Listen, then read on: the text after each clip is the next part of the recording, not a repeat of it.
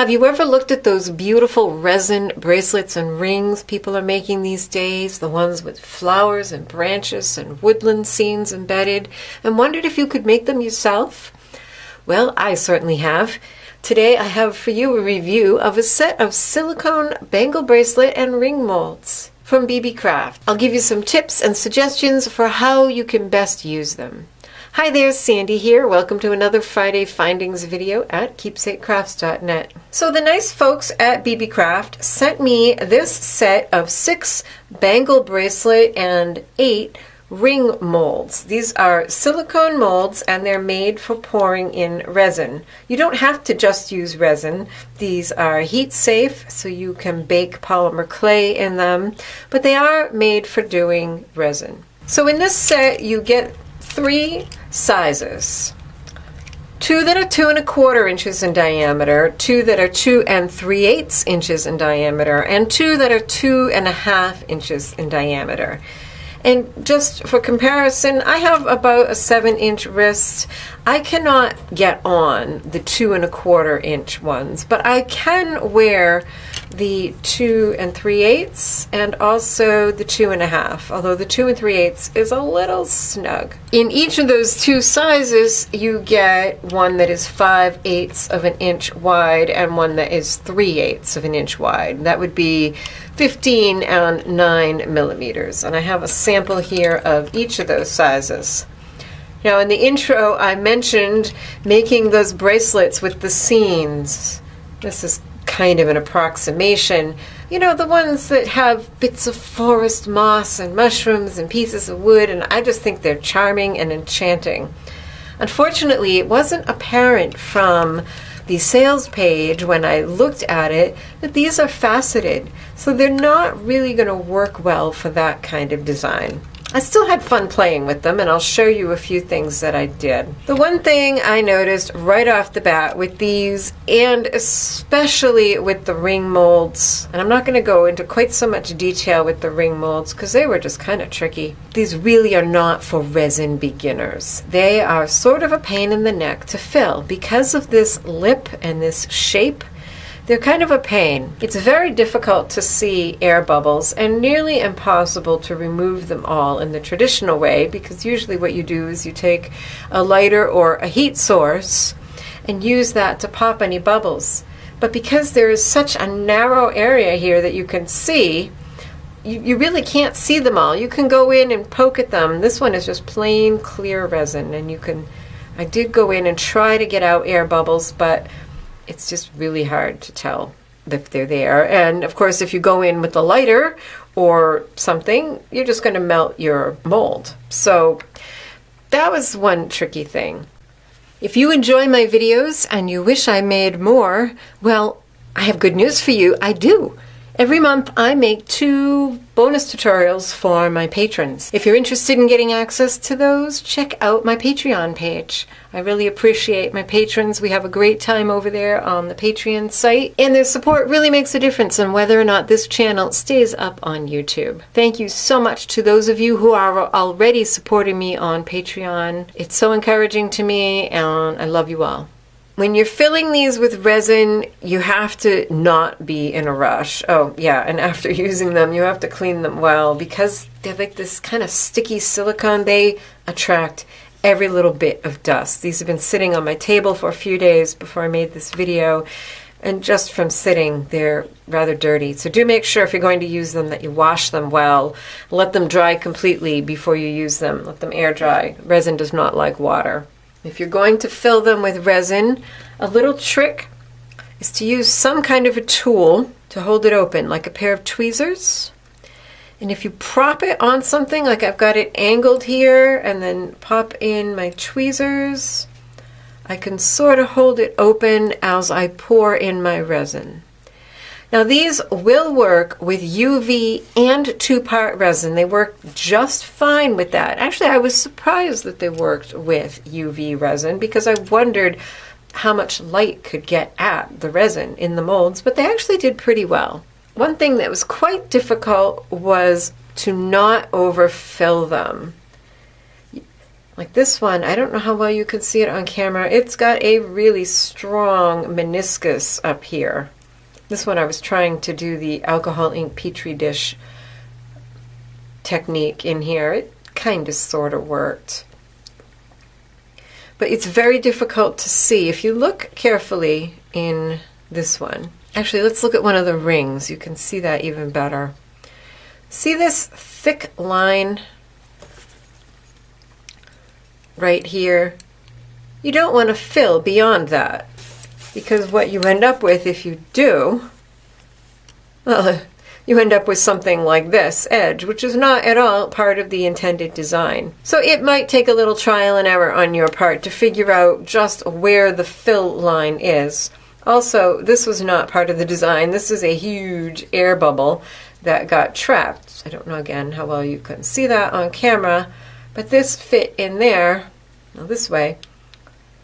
Yeah, you have to really look for them, and it can be very difficult to see. I mean, overall, it's kind of an interesting shape, very trendy shape these days without the big air bubble missing. You can see this is all excess resin up here, so you have to look for that edge. And it's even a little bit trickier to find on the bracelets because it's meant to be like a smooth curve up here. So if you look from the side at your molds, like here you can see this one, it's got a ring in there. You can see clearly where the resin needs to stop, where you need to stop pouring. Like here's a fun one I did with a couple different colors. Again, there's a fair amount of extra resin in here that if I wanted to make this into something wearable, I would have to sand and polish it. If you want to fill them and not overfill them, look from the side. You're going to have to most likely do a few samples. After I did this one where I way overfilled it, I made another one and I was careful not to overfill it, but can you see what happened? In this shape here, the resin like dipped and cupped. So no, this part is underfilled. So if I wanted to make this something wearable, I would have to mix up another batch of resin and fill in that space, and then most likely sand it and polish it. If you're using 2-part resin instead of the UV resin, what you may want to do is find out exactly how much resin you need to fill a mold. And what you can do is fill your mold with water and then pour it out into a measuring container. And of course, make sure to dry the mold thoroughly before using. So what are some things you can do with these? Well, for this one, I use the Art resin tints that they sent me a few weeks ago. These are pearlescent colorants that you can add to your 2-part resin. And this one I think I'm probably happiest with. I haven't gotten around to sanding and polishing this edge, but this one's a fairly nice bangle. It fits well. I believe this is the largest size. As I mentioned already, this one is a little smaller, but it still fits, mostly. Hope I can get that off. This I was trying to do the Petri dish technique with alcohol inks, and if you want to learn more about that, I'll have a link at my blog post to that. It's kind of fun. I see a lot of it being done on coasters. This is just the gold alcohol ink that all dropped to the bottom. You can put inclusions in your bracelet. In this one I have some little seashells. I actually put in the seashells, added a layer of resin just to cover those. And then I added in a layer of beach sand. So you have this kind of line of sand. Let that cure, and then added another layer of shells on top. So this is kind of fun, but again, I think it would show off these inclusions better if it was a smooth-sided rather than a faceted bracelet. Facets are great for something like this where I just have colorants. Other things I put in, this one's just a plain one to test. This one has little bits of tree bark and moss in there for a foresty look. This is the smallest one, the 2 1/4 inch diameter, which I cannot get on. And this one, you might wonder what these are. These are cake sprinkles that I got at the craft store. I saw one of those, again, it was a thick, straight-sided one full of colorful sprinkles. And I had these in my pantry from Christmas. little sprinkles, snowflake sprinkles, which I thought was kind of fun to put in. So really, what you can put in there is only limited by your imagination. You can put gold foil or flakes. It's not a bad idea to pop things in here with a pair of tweezers, maybe poke them about with a toothpick. You can look on the side before you add your resin to make sure things, and after you add your resin, to make sure things are placed just where you want them, and then add in your resin. These are nice and flexible, and they release whatever you mold in them quite easily. So these are the rings that this set makes. We've got some interesting shapes, got kind of a round blob with more of the purple and gold, I think bronze colorants in the resin.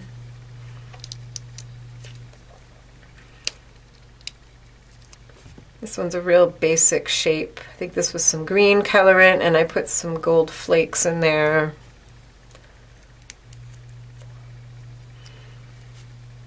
This was silver. This is a teeny tiny ring. Again, tricky. This is similar to the bangles, but tricky to get it filled to the right level. So count on doing some sanding and polishing. This is just a plain half circle ring. This is the kind of bangle bracelet that I'm picturing doing those little scenes in. Straight-sided, and if the top is all the way open, you can see what you're doing and access it. This is the kind of mold I'm looking for those kinds of projects.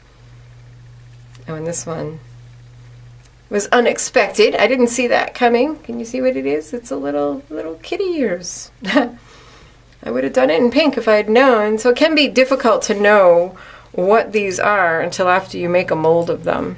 They do release the pieces easily. The trickiest part is filling them properly. These are the first ones I made. You can see how badly I overfilled them. If you're using UV resin, you may find that the areas on the very bottom are a bit undercured. So what you can do, let's see, this one goes in here. What you can do, you pour in your resin, you put it in the sun or under the light to cure, and then once that is set, flip it over, right in the mold, flip it over and put it out to cure or in the light or wherever you're curing it. Again, I'm talking about UV resin here. And allow it to sit for a while. I've noticed, especially when using my UV light with the UV resin, that the resin will be soft for a while after taking it out from under the light. So let it sit for a while. I found these were kind of squishy. You could actually sort of reshape them. And once it's firm, you may have to put it back under the light. It may be a little sticky. So you can put it back in the sunlight or in your light to finish curing anything that the light couldn't get at. And if there's any residual stickiness, just go ahead and use a bit of rubbing alcohol to clean it.